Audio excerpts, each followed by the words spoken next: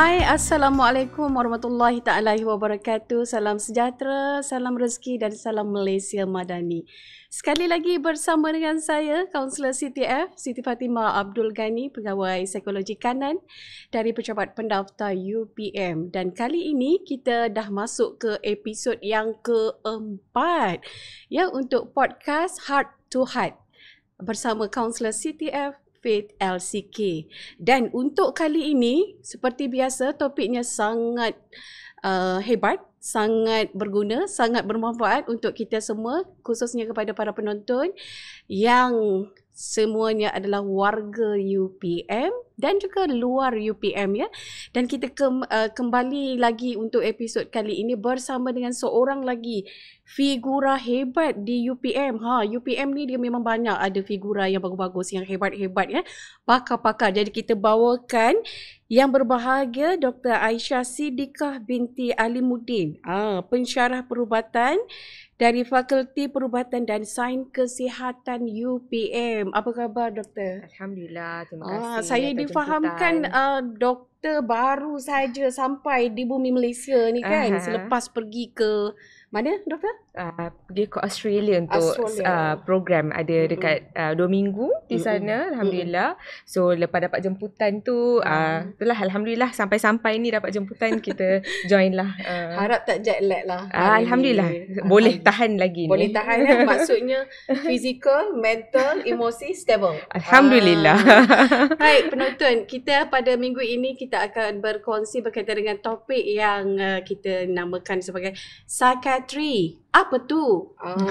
Kan maksudnya kadang bila sebut psychiatry, psychiatrist, psikologi, counselling, benda-bendanya seperti terma yang lebih kurang sama, tapi maksudnya berbeza kan, Doktor? Betul. Mungkin Doktor boleh ceritakan sedikit lah pengalaman dalam bidang psychiatrist ni. Okay.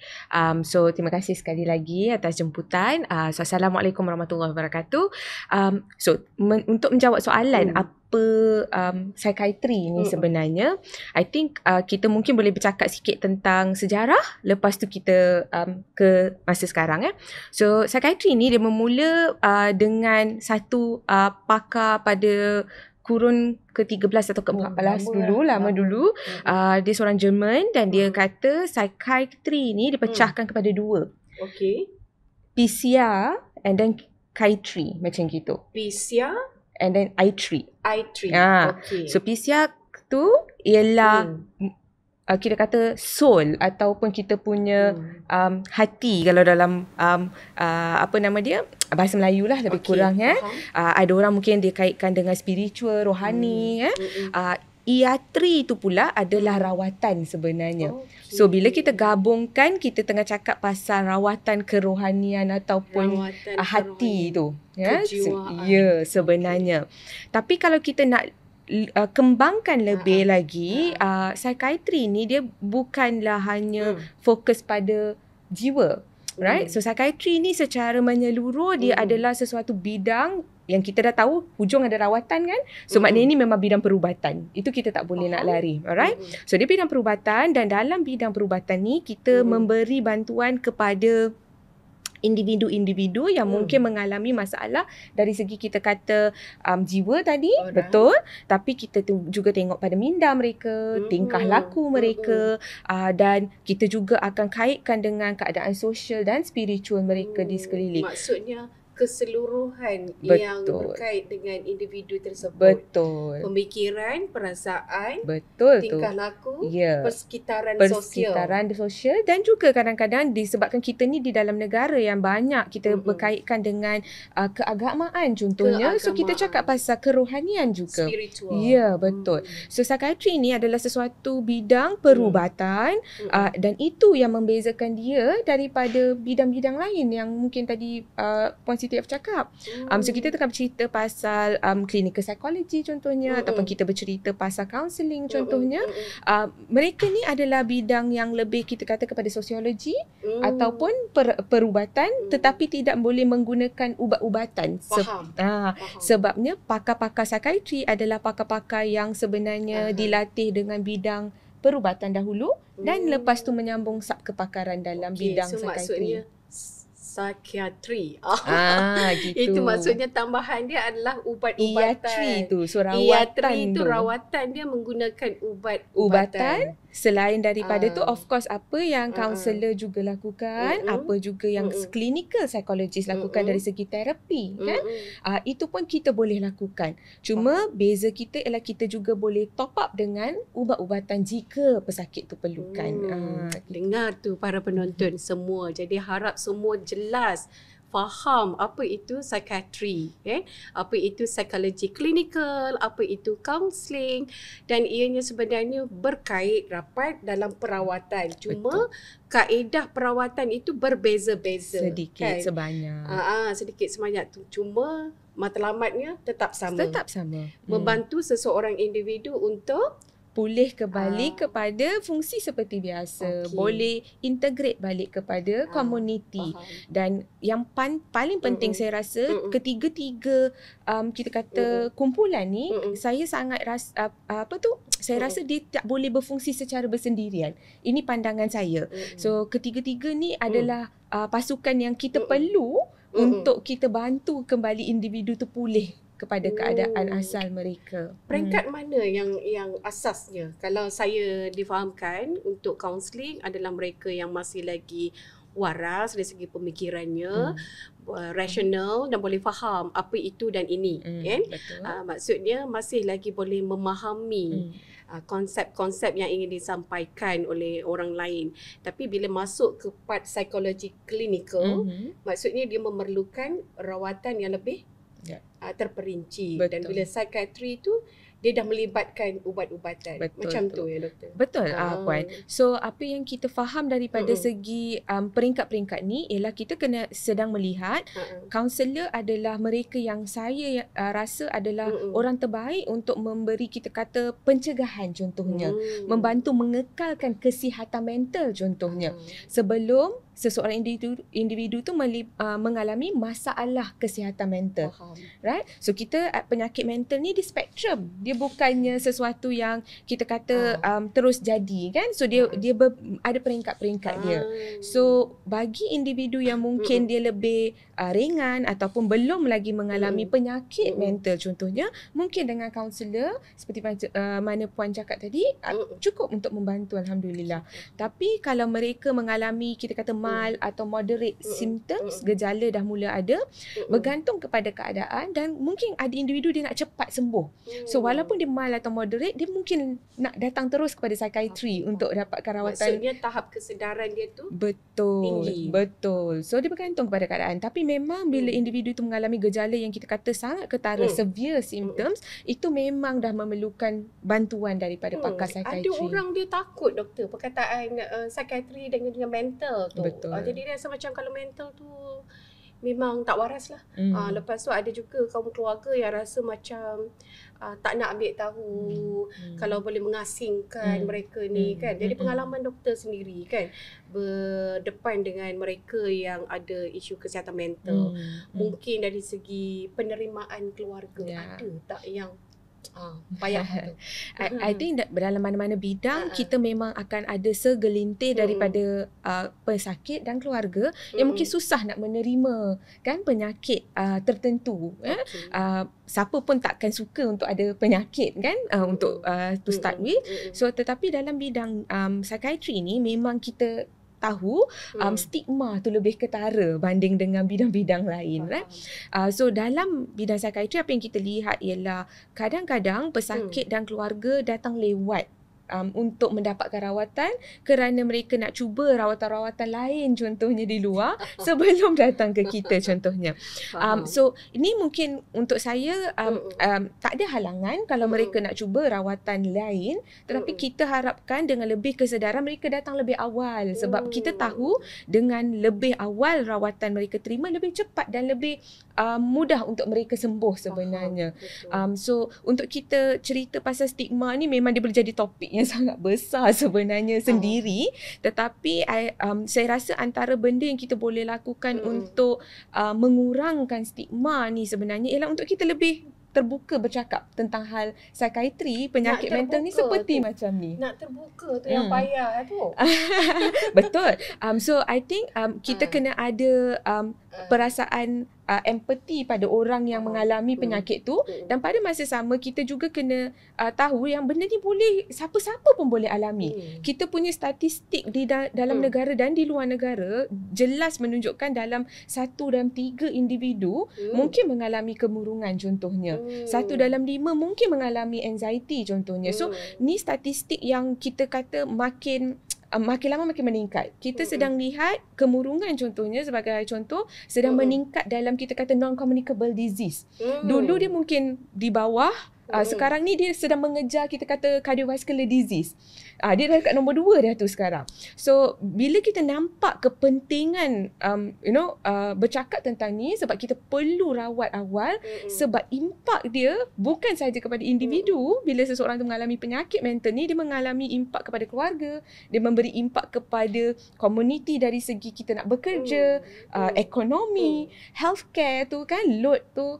So benda-benda ni semua saya rasa kalau kita aware, kita takkan rasa segan dan malu dan takut untuk bercakap tentang hal ni sebenarnya. Baik. So itu yang kita, objektif utama kita adakan siri podcast Heart to Heart ini adalah memang untuk meningkatkan tahap kesedaran berkaitan dengan kesihatan mental di kalangan warga UPM, dan secara tak langsung pastinya pembinaan ilmu ini akan sampai pada masyarakat di luar sana kan. Itu kita harapkan. Doktor, kalau psikiatri ni yang penyakit mental ni, ada tak dia nampak normal?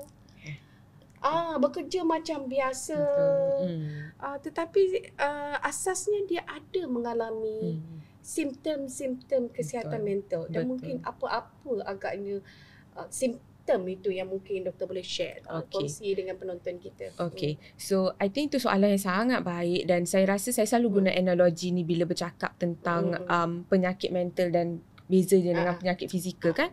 So selalu bila kita kata kalau orang tu patah kaki atau patah tangan, kita takkan cakap kita nampak tu satu, lepas tu kita takkan cakap pada mereka tahanlah dulu kan, sabarlah sikit, kita takkan cakap macam tu. Tapi kalau dengan pesakit mental ni contohnya, kemurungan atau kebimbangan yang gemuruh yang kuat contohnya kan, ataupun penyakit lain psikotik kan, dalam keadaan-keadaan macam ni kita akan kata cuba sabarlah, doa banyak semua orang kena ujian. So benda-benda ni bila kita bercakap begini ni, dia hanya akan menyebabkan seseorang individu tu rasa lebih segan untuk approach kan. Dan itu yang menjadi isu dalam kebanyakan individu, seperti mana Puan Siti cakap tadi tu. Di kebanyakan individu dia tidak nampak dari segi fizikal dalam penyakit mental ni. So itu yang menyebabkan kesukaran kepada orang sekeliling untuk memahami dan membantu. Sebab mereka lihat dari luar keadaan mereka macam biasa, fizikal mereka seperti biasa kan, tetapi mereka sahaja ataupun individu yang betul-betul rapat dengan mereka sahaja yang akan boleh kenal pasti bahawa mereka ni sedang mengalami masalah. So antara gejala-gejala yang mungkin individu tu sendiri atau orang di sekeliling mereka akan kenal pasti adalah, pertama yang paling kerap kita tengok dalam across board lah dalam semua penyakit mental, mereka akan mula mengalami masalah untuk tidur.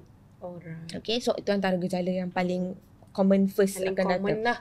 So sukar tidur ni mungkin ada orang dia susah nak masuk tidur, tetapi ada juga orang yang dia disebabkan tekanan-tekanan yang dialami dia lebih banyak tidur. So orang selalu assume yang orang yang susah tidur je ada sakit. Tapi sebenarnya orang yang banyak tidur tu pun mungkin mengalami isu yang sama. Maksudnya dari segi pattern tidur tu terganggu kan? Betul tu. Maksudnya sama ada terlebih ataupun terkurang. Sama juga dengan selera makan contohnya. So kalau ada orang dia mungkin sampai tak lalu nak makan, right? Hilang berat badan. Ada orang pula makan banyak, right? Stress eating kita kata kadang-kadang kan. The next thing yang kita selalu nampak ialah dari segi tenaga badan. So mereka mula rasa lesu, walaupun tidur cukup rasa tak bertenaga, tak ada semangat nak buat aktiviti seharian. So mereka sukar untuk memberi tumpuan dalam aktiviti harian. So jadi kerja pun jadi lambat, macam bos tegur, dekat rumah mungkin kerja rumah tu jadi tak cermat kan, tak kemas. So antara gejala-gejala lain berkait dengan spesifik dengan penyakit-penyakit tertentu yang lain pula bergantung. Ada yang mungkin akan ada gangguan halusinasi. So itu mungkin dah peringkat yang lebih tinggi. Kita kata dah masuk psikosis. Ya, betul. So mereka mungkin dengar suara, nampak benda ya. Ada yang mereka mula rasa tak selamat, rasa macam diri ni sentiasa diancam. Ada yang sentiasa rasa gemuruh sampai rasa tak boleh nak tenang.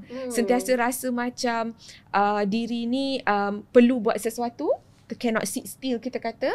So tu pun antara gejala. Banyak berfikir, risau, risau yang susah dikawal. Semua orang ada risau, tapi mereka ni kerisauan mereka tidak boleh hentikan atau kawal. Akan datang. Betul. Sama juga emosi tak Betul. stabil. So perubahan emosi. So ada kala mereka sedih, ada kala mereka cepat marah contohnya. Dan dalam ekstrim lain contohnya di dalam penyakit bipolar, mereka mungkin akan kelihatan terlebih gembira lebih daripada biasa contohnya. So perbezaan gejala mungkin ada dalam beberapa penyakit yang berbeza, namun yang paling kerap kita lihat adalah 4 yang saya nyatakan tadi. Dan on top of that, yang lebih kita risau adalah across penyakit-penyakit ni, kita mungkin ada pesakit yang akan menyuarakan niat untuk mengambil nyawa sendiri contohnya, tidak mahu hidup lagi. So rasa tak ada makna dah hidup. Betul. Rasa hidup ni diri mereka tak guna, baik mereka tiada lagi di dunia. So ni adalah benda-benda yang mungkin kita lihat dalam keadaan peringkat-peringkat tertentu dalam penyakit mental.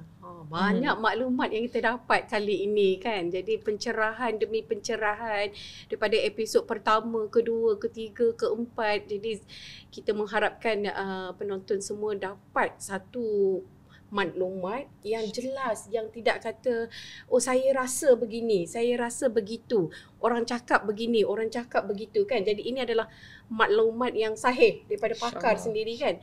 Baik, sebelum kita berhenti untuk ada sedikit tayangan video, ada satu soalan. Satu soalan lagi. Contoh bila berkaitan dengan psikiatri ni kan, psikiatris ada juga yang menyatakan rasa fokus tu pada kehidupan, pada kerjaya, pada anak-anak, pada keluarga sekalipun kan, dia akan terganggu. So mungkin dari segi pengalaman doktor lah. So kalau kita nak menjawab soalan tu, dan macam tadi kita kata penyakit mental ni dia spektrum. So dalam peringkat awal di mana mereka mungkin mengalami isu kesihatan mental ni, mereka mungkin rasa terganggu tapi masih dapat menjalankan aktiviti harian mereka seperti biasa. So kalau kita cakap pasal WHO lah bila kita cakap pasal penyakit mental tu sendiri, kebolehan individu tu untuk kita kata ada daya tahan yang baik. Maknanya bila ada sesuatu isu, ada apa-apa masalah, ada stres, dia boleh bangkit semula, boleh mengatasinya. Mereka boleh melakukan aktiviti harian dengan sebaik-baiknya, dan mereka boleh menyumbang balik kepada komuniti. Ini adalah menerima dan memberi. Betul. So dalam ni keadaan adalah yang terkawal. So ni adalah 3 kriteria yang kita kata untuk a good mental health dari segi WHO. Tetapi daripada bila kita kata ada isu kesihatan mental, mungkin salah satu ni terganggu contohnya. Tapi di dalam penyakit mental, dia adalah di waktu macam ni kita nak kata seseorang tu ada penyakit mental ialah bila gejala-gejala yang kita bincangkan tadi contohnya, dia menjadi berterusan untuk berminggu-minggu contohnya, atau berbulan-bulan contohnya. Dan yang paling penting ialah gejala-gejala ini menyebabkan gangguan dalam fungsi harian mereka dari semua segi. So contoh mungkin bukan saja di tempat kerja, tetapi daripada segi hubungan mereka di rumah, di tempat kerja dengan orang lain di luar, right? So mereka tidak lagi dapat menjadi individu yang boleh menyumbang balik kepada komuniti. Sama ada komuniti tu kita kata komuniti yang lebih besar, ataupun even komuniti kecil, keluarga mereka tu sendiri mereka tidak dapat lagi menjaga.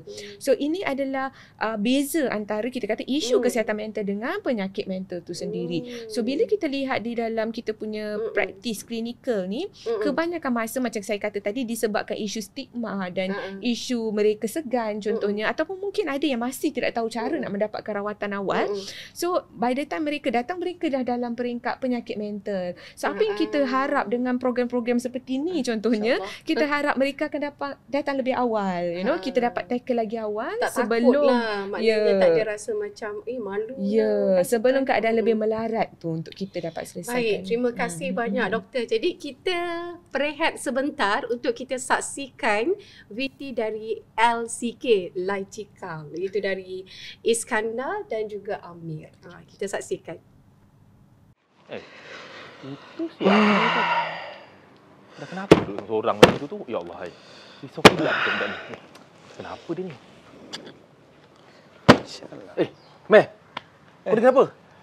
Aku tengok engkau daripada tadi duduk seorang-seorang, terhentak-hentak, duduk macam serabut sangat ni. Kau ni okey tak okey ni? Cuba share sikit dengan aku. Aku tak tahu Is. Aku lately ni aku stres lah. Aku macam-macam masalah. Sekarang ni. Masalah kat rumah, masalah kat office, masalah luaran dalaman jiwa raga. Aku Meh, tenang meh, istighfar. Astaghfirullahaladzim, ya Allah. Okay, jangan risau. Setiap masalah ada penyelesaian dia. Tapi aku tengok macam kau ni berat sangat masalah kau ni. Itulah pasal aku yang paling berat sekali semalam lah. Kenapa semalam? Semalam kat APC. Aku tak dapat. Aku tu lagi stres aku tu. Aku perform Allah. kot. Aduh. Dengar cerita kau, aku pun stres ni. Kau pesan juga? Kau ingat aku dapat APC? Ya Allah. Sama ke? Tak dapat. Sabar. Itu kesusahan giliran. Belum sampai giliran kita. Itu semua rezeki Allah tetapkan. Bang, kau bayangkanlah bang. Aku kerja. Kau nampak aku kerja macam mana kan? Nampak, semua orang nampak. Kau tengok aku kerja. Kau tengok aku sekarang duduk kat mana? Sekarang lagi walaupun aku tak bekerja secara fizikal, secara virtual je aku bekerja. Ya Allah, tengok sekarang ni aku tengah bekerja, aku betulkan balik. Nampak stres sangat tu. Stres. Tapi aku tengok keadaan kau ni macam over sangat ni, dah macam terlalu terbeban sangat. Aku cadangkan kalau kau berterusan macam ni, aku rasa dia boleh efek kesihatan kau ni. Aku cadangkan kau pergi jumpa dengan pakar. Pakar? Pakar apa Is? Kita ada pakar IT, pakar ekonomi, jago sukan dan juga jutawan. Kalau pakai itu aku lepuk kau kan? Gurau sikit lah. Kau jangan, aku tengah stres ni. Aduh. Bagi kau relax sikit. Yes. Dekat UPM ni sebenarnya ada ramai pakar sekretari. Jadi kau kena jumpa diorang. Kita ada dekat bahagian kaunseling pun ada. Ada. Dekat pejabat pendaftar pun ada. Ada. Tu dekat Hospital Sultan Abdul Aziz Shah, Hesas. Ada. Pun ada. Jadi diorang ni sedia menerima dan membantu merawat orang-orang yang overstress ataupun yang overthinking dan macam ni lah keadaan kau ni, macam kau ni. Sebab kalau dibiarkan, dia boleh mengakibatkan kau punya kesihatan, masalah jantung dan sebagainya. Aku bukan apa Is. Aku dengar kalau kita ni dia macam mental Itulah masalah masyarakat kita terlalu cepat beri persepsi. Jangan cepat jatuh hukum. Asal orang jumpa pakar sekretari je gila. Asal orang jumpa pakar sekretari je mental tak betul. Jadi OKU. Salah tu tanggapan tu. Ini kita kena betulkan masyarakat kita. Orang-orang macam ni ataupun siapa-siapa yang orang kata overstress ataupun ada masalah kemurungan dan sebagainya, kalau dibiarkan boleh sampai membawa maut. Kau tahu macam dia bawa maut? Tak tahu. Dia tujuh bangunan. Ya Allah. Aku tanya. Jangan. Aku esok juga aku pergi. Terima kasih lah. Tak habis cakap lagi ni. Belum lagi. Tak habis lagi ni. Sama. Ada lagi. Iman. Okey. Jadi kitalah jumpa dan rawat.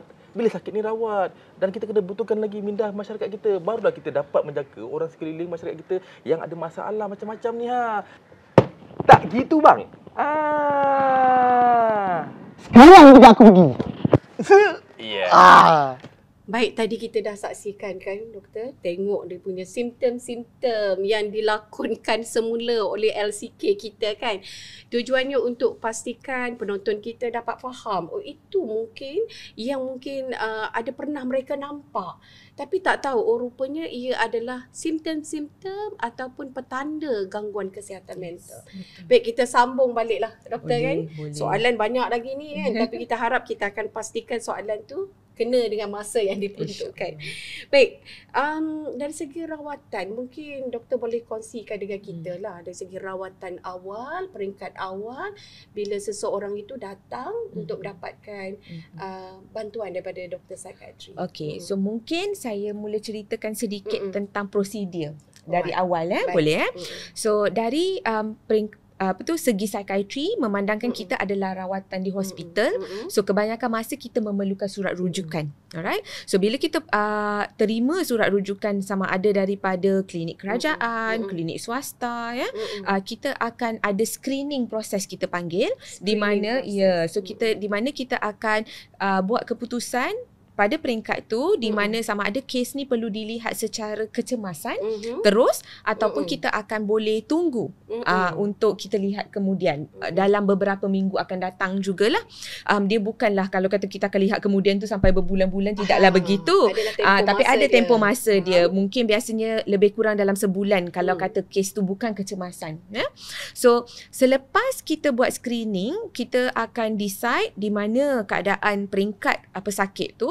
Kalau pesakit tu perlu rawatan terus, kita terus lihat. So apa yang kita lakukan di dalam klinik psikiatri ialah kita akan mengambil, kita kata riwayat sejarah pesakit.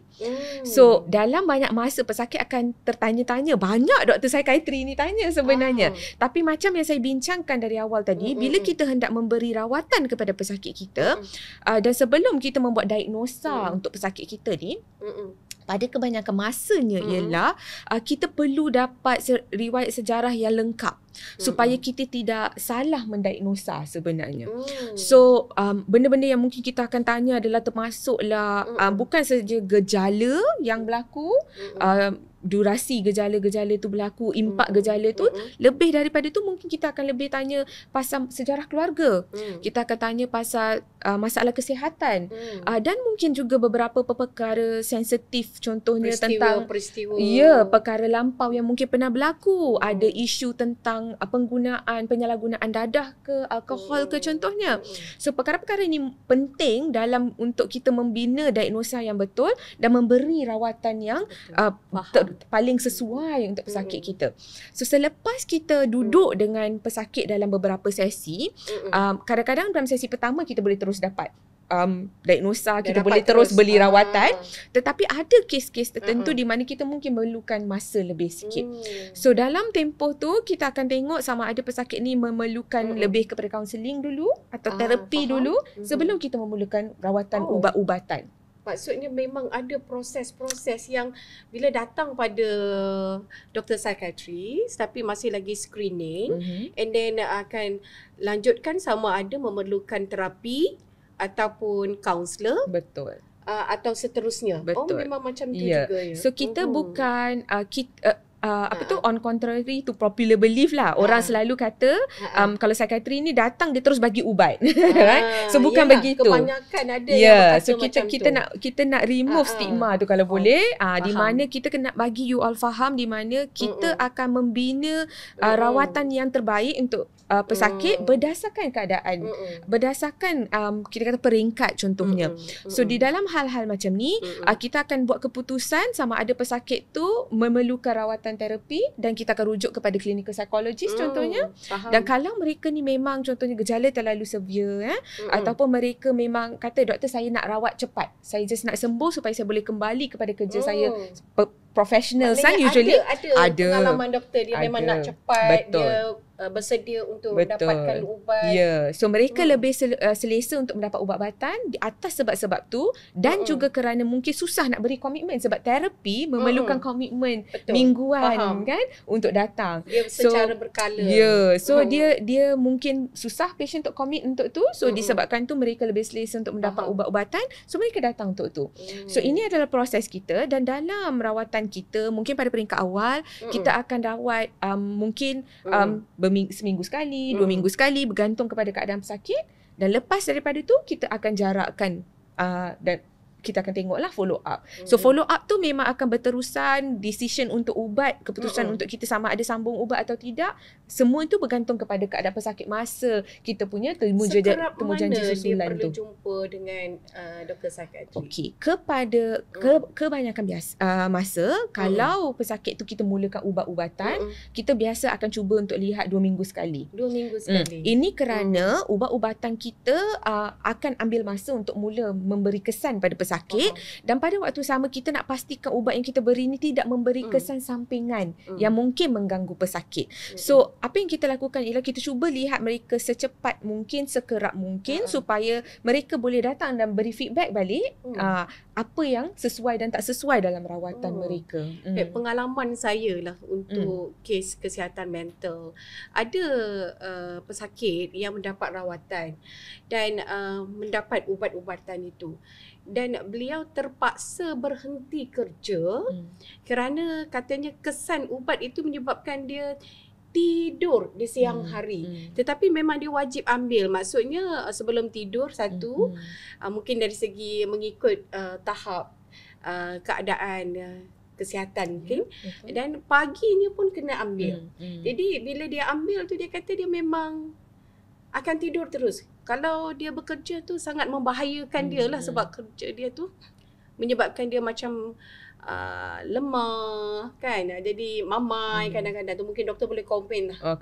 Okey. So soalan yang sangat bagus lagi sekali saya rasa, sebab saya rasa ni antara penyebab orang tak datang untuk dapat rawatan dengan kita sebab mereka takut dengan kesan sampingan ubat. Tapi kalau kita nak jelaskan daripada segi perubatan, semua ubat ada kesan sampingan, right? Cuma beza dia ialah di dalam psikiatri ni memang kesan sampingan dia lebih kepada kita kata untuk menenang, untuk bagi mereka rehat. Sebab itu antara gejala yang paling common kan, sebab utama mereka datang kepada kita kan. So kita cuba beri ubat yang mungkin membantu mereka untuk rehat, bertenang dan itu akan bantu mereka untuk pulih lebih cepat. Namun begitu, bukan bermaksud mereka perlu berdiam diri bila ada kesan sampingan macam ni, right? So apa yang penting ialah bila datang temu janji dengan doktor ataupun sebelum tu pun kalau rasa kesan sampingan tu memang sesuatu yang mereka tidak boleh, tak boleh tahan dah, tak boleh terima, datang lebih awal untuk jumpa dengan kita. Maksudnya dan kita maklumkan semula sebab kita ada pelbagai jenis ubat-ubatan dan dalam pelbagai jenis ubat-ubatan ni kita pasti akan ada satu ubat yang insya-Allah akan sesuai dengan anda bila anda datang untuk mendapat rawatan tu. Sampai macam tu doktor cakapkan datang dan ada ubat yang akan mungkin sesuai dengan anda. Jadi usahlah risau, usah juga ada prejudice dan juga stigma berkaitan dengan pengambilan ubat-ubatan ya. Baik, ada lagi ni berkaitan juga ni sebab pengalaman peribadi, ada kes-kes yang saya kendalikan, ada juga kalangan pelajar kita yang memang dia dah didiagnosa sebelum datang ke UPM dan mengalami kesukaran apabila bergelar sebagai mahasiswa kan. Jadi beliau datang untuk dapatkan bantuan dari segi pengurusan jadual. Jadi mungkin tips-tips yang mungkin doktor boleh bagilah. Contoh, kalau kata dia memang wajib makan ubat tapi dalam masa yang sama dia perlu tetap bertenaga, tetap boleh fokus. Jadi apakah tips yang sesuai? So I think daripada segi ubat-ubatan ni semula penting untuk kita berbincang dengan kita punya pakar yang menjaga tu untuk kita boleh tailor-made. Ubat-ubat yang kita beri dia bukanlah sesuatu yang kita kata fix. Yang maknanya dia tetap hanya boleh ambil waktu pagi atau waktu petang je. Waktu Ramadan pun, waktu bulan puasa kita ubah dia untuk waktu sahur, untuk waktu buka puasa kan. So apatah lagi dengan jadual pelajar, jadual kita yang bekerja ni. So sesuatu boleh dilakukan kalau kita berbincang. Kita boleh sama ada bawakan semua ubat-ubatnya ke waktu malam ataupun kita boleh ada option untuk memberi ubat yang lebih kita kata kurang menyebabkan mengantuk contohnya. Dan dari segi jadual kalau kata kita ada pesakit yang kadang-kadang datang dan perlukan jadual yang lebih ringan, itu pun sesuatu yang kita boleh bincang dengan pakar untuk mungkin kita boleh keluarkan beberapa laporan ke untuk kita beri kepada mereka sebagai surat sokongan kepada fakulti yang terlibat contohnya untuk membantu mereka. So insya-Allah tak ada isu tu. Kata kunci dia perlu bincang. Ya. Jangan simpan sendiri. Contrary again to popular belief, pakar psikiatri tak boleh baca minda anda. So anda kena menyuarakan apa isu yang anda alami dan insya-Allah kita akan cuba bantu sebaik boleh secara menyeluruh. Bincang dan perlu datang. Dapatkan daripada khidmat kepakaran yang betul ya. Baik, seawal usia berapa doktor? Sebab saya ada juga pengalaman kan kanak-kanak yang juga sudah didiagnosakan ada depression. Jadi kita faham kanak-kanak ni masih lagi berada di alam fantasi sebenarnya. Bermain, seronok kan. Tapi disebabkan latar belakang keluarga, ada kes-kes traumatik yang berlaku yang menyebabkan kanak-kanak pun ada mengalami isu-isu berkaitan dengan seawal usia berapa. Okay, so kalau kita cakap pasal keadaan kanak-kanak ni, dia ada penyakit yang lain juga. So ada kumpulan ni kita panggil sebagai neurodevelopmental disorder. Kumpulan ni, yes.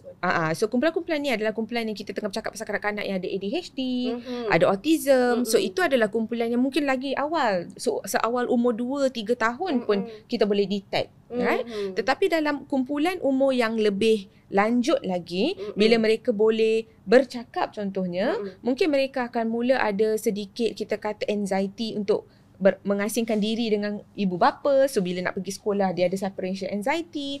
Ada yang mengalami kesukaran untuk bercakap di tempat umum, tetapi di rumah mereka bercakap macam biasa. So kita kata ada selective mutism.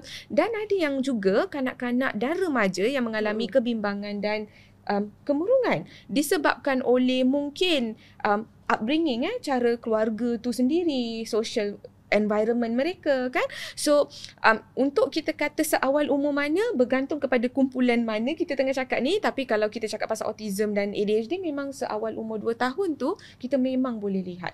Maksudnya peranan ibu bapa, keluarga itu sangat penting lah. So education maknanya awareness keluarga tu, ibu bapa dan orang sekeliling, makcik, pakcik, atuk, nenek kan sekarang pun kalau kita boleh notice anak kita, kita punya anak buah, you know, nampak lain daripada anak-anak yang lain contohnya, mungkin adalah baik untuk kita dapatkan pandangan awal daripada pakar, insya-Allah. Maksudnya dapatkan pandangan tu bukan bermaksud menyerah diri tanpa sebab kan. Dia lebih baik untuk kita tahu awal dan dapat rawatan awal daripada kita tunggu dan lepas tu mungkin kita susah untuk memberi rawatan kepada mereka. Okey, sangat jelas. Sekali lagi saya kata kunci saya hari ni sangat jelas. Kata kunci doktor, bincang. Jadi mungkin nasihat doktor kepada penonton kita, apakah nasihat kalau berkaitan dengan kesihatan mental? Okay. So I think kesihatan mental ni adalah sesuatu yang kita semua ada sebenarnya. So dalam kita punya society ni, komuniti kita ni, kebanyakan masa kita masih ada stigma dengan perkataan mental tu. Tapi kalau kita faham mulai hari ni bahawa mental tu dia melibatkan emosi, tingkah laku dan kita punya cara pemikiran, mungkin kita takkan guna perkataan mental tu dengan ringan dan you know, saja-saja kita nak ajuk-ajukkan pada orang. So kesihatan mental yang baik dia berasaskan dengan banyak perkara. Dia bukan sahaja daripada segi persekitaran kita, tapi diri kita sendiri, cara kita untuk menjaga diri kita, dan kita ada banyak cara untuk kita bina daya tahan yang baik supaya kita boleh kekal, kita kata resilient tu untuk masa akan datang. So saya rasa untuk perkara yang paling penting dalam isu kesihatan mental ni ialah kalau boleh untuk kita cegah sebelum benda tu berlaku. Namun jika benda tu berlaku, penyakit tu berlaku, tolong jangan segan untuk datang mendapatkan rawatan awal. I think itu yang paling penting. Terima kasih Dr. Aisyah Siddiqah. Yang benar, memang benar sahaja yang disampaikan. Jadi kalau ikutkan tu memang nak panjang lagi. Kan, tapi disebabkan oleh masa kita yang sudah sampai ke penghujungnya. Jadi saya mengucapkan jutaan terima kasih yang tidak terhingga kepada doktor kerana sudi hadir walaupun baru saja tiba daripada Australia kan. Australia tu tempat saya belajar juga. Masya-Allah. Sana daripada mana kan. Okey. Jadi sebagai tanda ingatan, kenang-kenangan sepanjang tempoh kita bersiaran hari ini kan. So biasanya kita akan minta autograf lah. Tapi sebelum itu, saya nak maklumkan kepada para penonton di luar sana, sekiranya ada sebarang topik ataupun isu yang ingin minta kita bincangkan, mohon untuk komen di ruangan komen ataupun berhubung dengan pihak kami untuk kita kedepankan isu itu supaya dapat manfaat kepada bersama lah ya, kita bersama. Baik, kita ada sesi untuk tanda tangan. So biasanya kita memang ada poster. Jadi Okey. kita nak minta untuk doktor tanda tangan Okey. sebagai kenang-kenangan. Okey. Mana-mana je. Okey, di sini. Okey. Alright. Okey. Okey, terima kasih Terima doktor. kasih. Jadi kita jumpa lagi untuk episod yang seterusnya. Assalamualaikum warahmatullahi taala wabarakatuh. Jumpa lagi. Terima kasih. Alright. Okey.